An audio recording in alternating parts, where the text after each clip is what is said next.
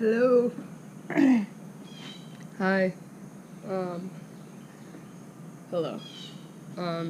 Alright, short videos. So, number one, you have to know, anytime I put up anything, anytime I put up anything, but specifically, like, this video where I'm gonna be, like, describing a person, you can basically assume all I've done is read the Wikipedia article. Yeah, so this isn't supposed to be Rice knows everything about, specifically today we're talking about Hans Asperger, dick. He was a good guy, dick. But, yeah, it needs to be clear that I'm not, like, an expert on this at all. In fact, quite the opposite. I've done very little research, and the research I did do was a long time ago. All I want to do is introduce you to who the person is, so if you want to do more research, you can. Okay, today we talk about Hans Asperger. Keys had to move. Okay, so a lot of people know that autism and Asperger's are related. In the video I did about the DSM, I told everyone that from the DSM-4 to the DSM-5, the DSM is how we diagnose people in the United States with mental disorders. So when they revised it, in 2013, they took Asperger's out as a diagnosis. Asperger's first went into the DSM in round 4, in 1994. Was when the DSM-4 was published, and that's when the first time when Asperger's was actually added. Which is interesting because Asperger's as a diagnosis came about during the 40s and 50s. Asperger's as like an idea, not I guess like a DSM written diagnosis, obviously. So yeah, Hans Asperger was born in the very early 20th century and died toward the end of the 20th century. I think he died in the 70s or the 80s. So he did most of his professional work in the 30s through the 50s. And he is Austrian, so you can connect a few dots there and realize he had a lot to do with World War II. Autism research in general has a lot to do with World War II, which isn't everything connected to everything, but that is very important. But here's why Hans Asperger, well, number one, was a bit of a shithead, and number two, we just don't need his diagnosis right now, because it muddles everything. At the same time that, similar, diagnoses and things like that were happening in other parts of Europe, where we'll talk about that, the diagnosis of autism or autismo or things like that. Hans was studying a group of people who, instead of, like, in other areas of the country or other areas of the, a continent, like in other areas of the continent where they were studying people who generally had learning disabilities as well and stuff like that, Asperger, found these people who, to him, just had very narrow interests, weren't very good at making friends, but often had very successful jobs, were quite smart, but could be clumsy, a bit stiff. Basically, how you would think of someone with Asperger's. A very, if you've seen the Big Bang Theory Sheldon version of, autism, which, anyone who's seen the show knows that Sheldon has autism, and anyone who, it's also, I wouldn't call it Asperger's, but many people would, even if the writers don't realize what they're doing. That's a tangent. So Hans Asperger's, right, he basically puts together these few diagnostic criteria, and he starts letting people into his school that fit these criteria that are having a hard time functioning other places. And that's basically it, he studies them, he writes things down, it's the 40s and 50s, he's not doing a ton of, experiments on them, they're just people or children, so you're playing with them, writing down what you see, which, is all fine. The only problems I have with, well, I have two separate problems. One's with Hans Asperger himself, and one's with the diagnosis. So first, I have a problem with Hans Asperger, and that's because once the war started, he started sending off his children to execution and experimentation camps. It's as simple as that. He was part of the University of Vienna, and when the Nazis started to take over control, there were basically three options for professors at the time: flee, pretend to play along, or hop on board with the Nazi regime. He didn't flee, I can tell you that. I don't know whether he was pretending or not, but I know that he sent a good deal of children to what were experimentation camps and essentially just death camps. So I'm very aware that he took children and knowingly sent them to be mutilated and murdered. I don't know if he did that just because he didn't want to leave Austria, so he just, this sounds so horrible, but gave away as few children as he could to get away with being inside of a Nazi regime, or if he was pro-Nazi. But unfortunately for Hans, the evidence points full Nazi. It doesn't honestly matter because he's dead, and the people he killed are dead. But looking back at his writings and the way he talks, he was certainly a eugenicist. I think he was confused as to whether his patients were actually better or worse than himself, but he definitely thought about there being one master, if not race, type of person, one master type of person.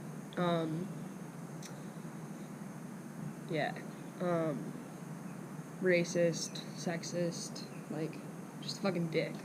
And it's the 40s and the 50s, so, like, there were some fucking wise people around, alright? Like, this isn't, like, people fought back against World War II. Not everyone was a eugenicist. But Hans was. So my first issue is with Hans Asperger himself because, he was a Nazi. It's that simple. He was a Nazi, and he killed people, and and so at the very least, if we're gonna keep this, like, separate diagnosis of, like, whatever Asperger's is, it needs to be renamed. Done. End of the day, there's no question about it. Has to be renamed. Then there's my second issue, and that's whether Asperger's is a real diagnosis at all. Is there a difference between Asperger's and autism? And my initial reaction is just to want to, like, punch the camera and say, no, there's no difference at all. Nothing. Just scientists who noticed it different ways and wrote about it in different ways, and that's it.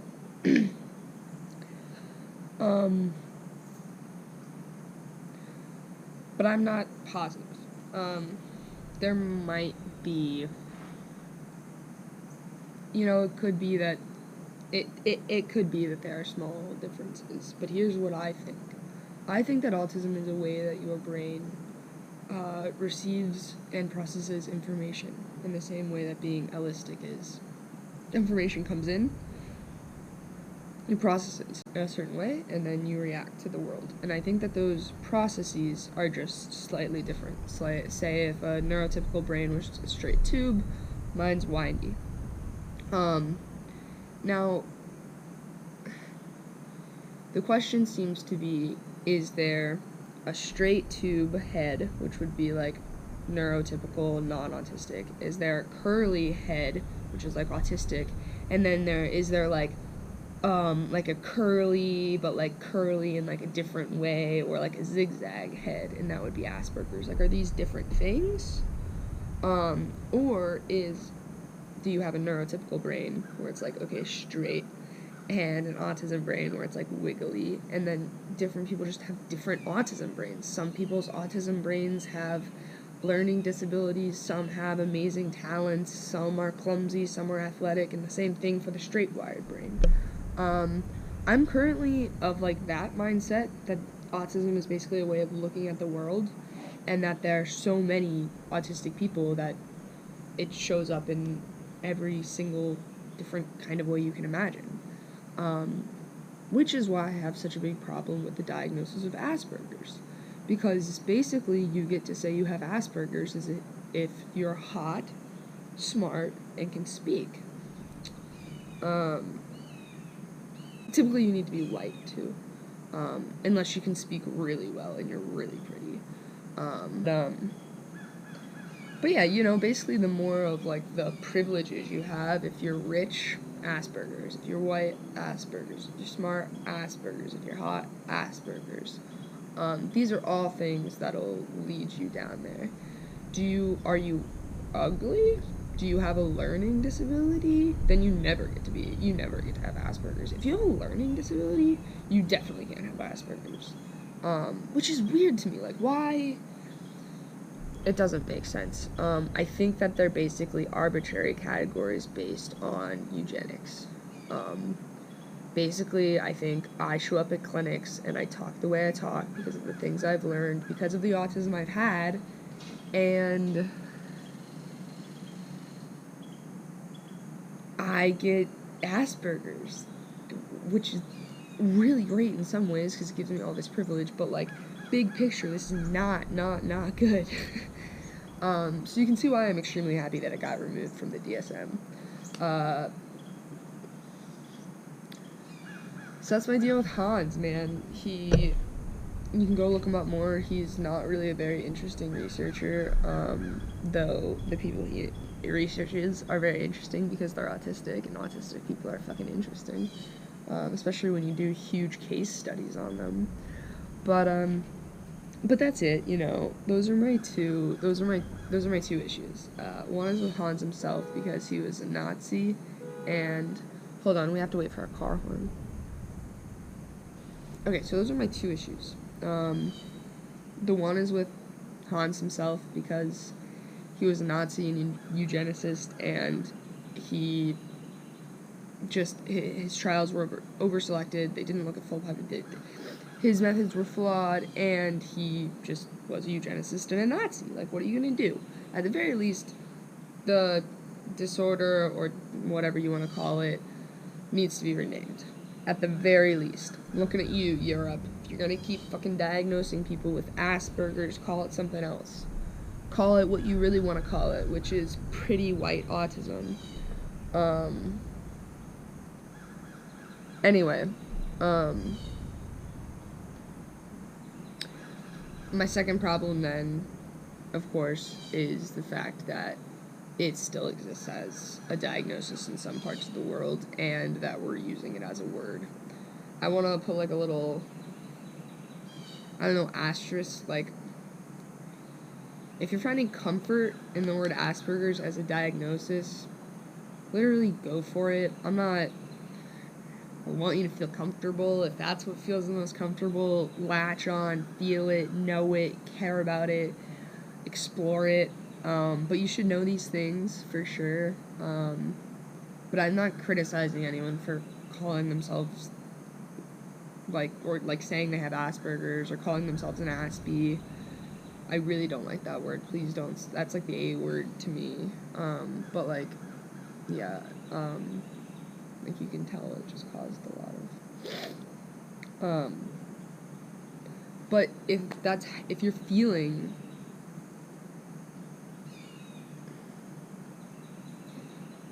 as an autistic person, if it's making you feel better in the world to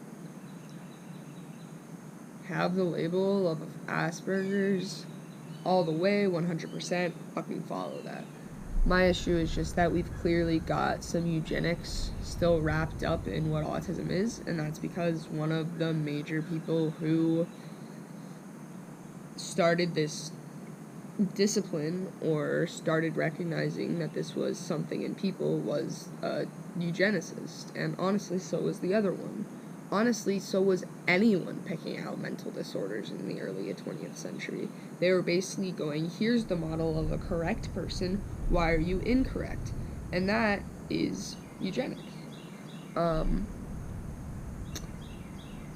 But he was a particularly upsetting one. So that's what I have to say on Hans. I know it wasn't the happiest video in the world. I should try to be happier. I might reshoot some of this. But Hans was a fucking dick. No, he wasn't. But kinda was. Okay, God. I try to have a little bit of sympathy, though, because what's it like to be a researcher at the height of your career in Austria, and then World War II breaks out, and your clinic gets bombed, and your, like, lab assistant gets killed, and, like, all your work gets destroyed, and you start it back up, and you think you're finding this, like, beautiful new thing. You don't really think you're being a eugenicist, because you don't really have the framework for what that means yet. He just thought he was making the best kind of person. And while that sounds now, hello car engine gods, well, that sounds now, like, so horrible. I think back then it was such a noble idea for him. Car engine gods, car god, car god, car god, car god, car god. But it's sad to think about because I'm not sure whether he was a really good guy or a really bad guy. Probably both, like all of us, but, unfortunately, I do know that he was God, asshole. And I know that the DSM-4, which had Asperger's in it, is God, and I know that the ICD over in Europe has Asperger's in it, and I know that it's God too. I know that every single person that uses the word Asperger's, whether they have it or not, is God. I know that everyone who doesn't know the difference is God, and that is all making me feel much, much better. So, what do we take from this? The only thing is a more critical view of Asperger's needs to be given both within the autistic community. We need to talk to each other because we don't currently agree. Like, I'm not talking about medical professionals. We, as autistic people, need to figure out, is there a mild autism? We argue a lot that there's not. And I'm on board, I think, but really we haven't talked about it. And we need to talk about it. But no one else needs to. I don't need to hear from anyone else's mouth anything about mild or extreme autism or Asperger's or low functioning or high functioning. If you don't have autism, those words need not be in your mouth ever. Ever. Your words are autism. That's it. We have work to do. We have thinking to do. You have nothing to do besides, getting it out of your head that word. Actually. Take a second and think about what you think an autistic person looks like. That's what we need to work out of getting into your head. I'm so angry. I'm sorry I'm so angry. I just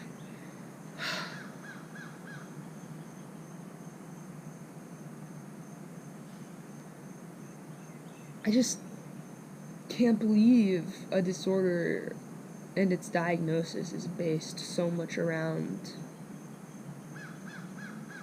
European beauty standards. I should believe it easier, but I can't fucking believe it.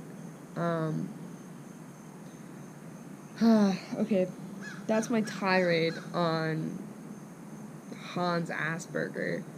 I don't know all the differences between autism and the way it presents, but I do know that Asperger was a piece of shit, and we need not use his name for diagnosis, and we also ought not currently separate the people with that diagnosis, because we just don't know enough. We just don't know enough. So we need to stop.